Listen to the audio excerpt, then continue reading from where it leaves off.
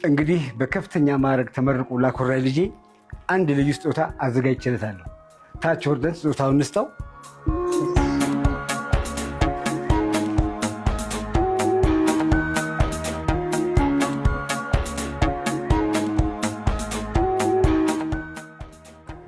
ፋዘር ብለቅታችሁ እቺን ውስጥ ነው እየቀለዱ መሆን አለበት።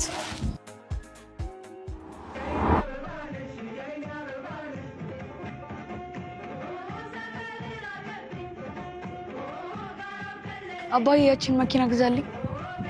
እሺ ልጅ እገዛልሃለሁ። አባዬ ይቺን መኪና ግዛልኝ አልኩ ከአመታት በፊት ነበር።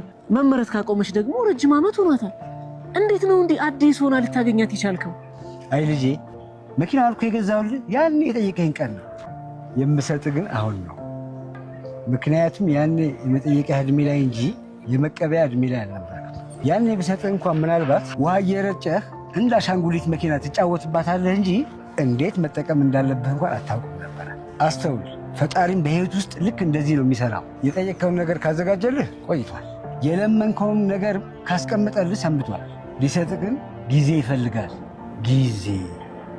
በየትኛውም አይነት የህይወት ውጣ ውረድ ውስጥ ያላችሁ ወንድሞቼና እህቶቼ አይዟችሁ፣ ሁሉም በጊዜው ይሆናል። ስለ ጊዜ ካነሳን አይቀር ዳሽን ባንክ ያዘጋጀውን ዳሽን ክሬቲቭ አዋርድ የማስታወቂያ ውድድሩን ልናሸንፍ ትንሽ ጊዜያቶች ብቻ ይቀሩናል። እናንተም ይህን ማስታወቂያችን አይታችሁ ከወደዳችሁት አሁኑኑ ዳሽን ሱፐር አፕ ላይ በመግባት ዳሽን ክሬቲቭ ቻሌንጅ የሚለውን በመጫን ባርኮትን ቦት ማድረግ ትችላላችሁ። ሁሉም በጊዜው ይሆናል።